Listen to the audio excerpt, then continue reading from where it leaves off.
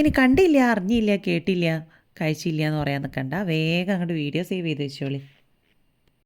ഇന്ന് ചോറിൻ്റെ കൂടെ സൈഡായിട്ട് കഴിക്കാനോ ചായയുടെ കൂടെ വെറുതെ കഴിക്കാനൊക്കെ റെഡിയാക്കി എടുക്കാൻ പറ്റിയിട്ടുള്ളൊരു അടിപൊളി ഐറ്റമാണ് കേട്ടോ.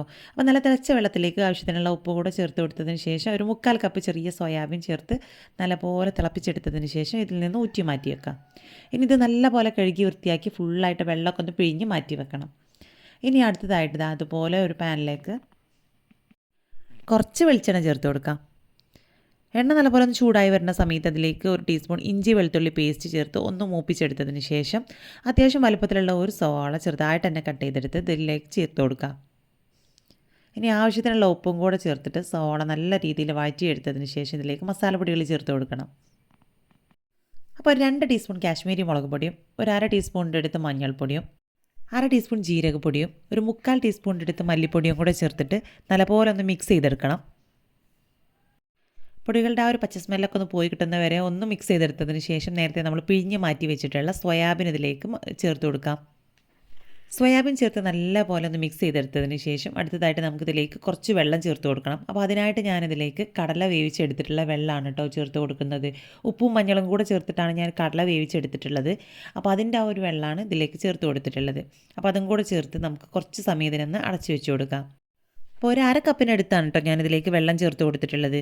അപ്പോൾ അതാ ഒരു 10 മിനിറ്റോളം ഒന്ന് അടച്ച് വെച്ച് കൊടുത്തതിന് ശേഷം വീണ്ടും ഒന്ന് മിക്സ് ചെയ്തെടുത്ത് അടുത്തതായിട്ട് ഇതിലേക്ക് വേവിച്ചെടുത്തിട്ടുള്ള കടല ചേർത്ത് കൊടുക്കാം. ഞാനിപ്പോൾ അവിടെ 1 കപ്പ് കടലയാണ് ഇതിലേക്ക് എടുത്തിട്ടുള്ളത്. എല്ലാം കൂടെ ചേർത്ത് ഒന്നും കൂടെ മിക്സ് ചെയ്തെടുക്കാം. ഇനി വീണ്ടും ഇതിനെ കുറച്ച് ടൈം കൂടെ ഒന്ന് അടച്ച് വെച്ച് കൊടുക്കണം. ഏകദേശം ഇതാ അതിൽ വെള്ളമൊക്കെ ഒന്ന് ഫുള്ളായിട്ടൊന്ന് ഡ്രൈ ആയി വരുന്ന സമയത്ത് നമുക്കിതിനെ തുറന്ന് ബാക്കി മസാലപ്പൊടികൾ കൂടെ അതിലേക്ക് ചേർത്ത് കൊടുക്കാം. അപ്പോൾ അതിലേക്ക് കുറച്ച് കുരുമുളക് പൊടിയും അതുപോലെ തന്നെ കുറച്ച് ഗരം മസാലയാണ് കേട്ടോ ചേർത്ത് കൊടുത്തിട്ടുള്ളത്. അപ്പോൾ നമ്മളിതിലേക്ക് മുളക് പൊടി ചേർത്ത് കൊടുത്തിട്ടില്ല. അപ്പോൾ എരിവിനായിട്ട് നമുക്ക് കുരുമുളക് പൊടിയാണ് ചേർത്ത് കൊടുക്കേണ്ടത്. ഇനി ഉപ്പൊക്കെ ഒന്ന് ചെക്ക് ചെയ്ത് നോക്കിയിട്ട് കുറവുണ്ടെങ്കിൽ വീണ്ടും ഉപ്പ് ചേർത്ത് കൊടുക്കാം. പിന്നെ അടുത്തതായിട്ട് ഇതിലേക്ക് ഒരു 2 ടേബിൾ സ്പൂണോളം ടൊമാറ്റോ സോസ് കൂടെ ചേർത്ത് കൊടുത്ത് ഒന്നുകൂടെ മിക്സ് ചെയ്തിട്ടെടുക്കാം. അപ്പോൾ ഈ ഒരു സമയത്ത് തന്നെ ഞാനിതിലേക്ക് കുറച്ച് കറിവേപ്പിലയും മല്ലിയില ചെറുതായിട്ട് അരിഞ്ഞെടുത്തത് കൂടെ ചേർത്ത് കൊടുക്കുന്നുണ്ട്.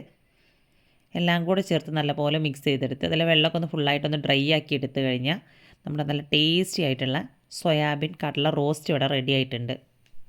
അപ്പോൾ ഇത് ഇങ്ങനെ കഴിക്കാനും ഭയങ്കര ടേസ്റ്റാണ് കേട്ടോ. മസാലകളുടെ അളവ് കുറച്ചിട്ട് നമുക്ക് ചായയുടെ കൂടെയൊക്കെ കഴിക്കാനായിട്ട് ഇത് റെഡിയാക്കി എടുക്കാം. ഇനി അതല്ലാന്നുണ്ടെങ്കിൽ നമുക്ക് ഇതുപോലെ റെഡിയാക്കി എടുക്കുകയാണെന്നുണ്ടെങ്കിൽ ചോറിൻ്റെ ചപ്പാത്തിയുടെയും ദോശയുടെ ഒക്കെ കൂടെ കഴിക്കാനായിട്ടും നല്ല ബെസ്റ്റ് കോമ്പിനേഷനാണ്. അപ്പോൾ ഇതുപോലെ ഉണ്ടാക്കിയെടുക്കുന്നവരുണ്ടെങ്കിൽ ജസ്റ്റ് ഒന്ന് കമൻറ്റ് ചെയ്യാം കേട്ടോ. അപ്പോൾ എങ്ങനെയാണ് സംഭവം ഈസി അല്ലേ?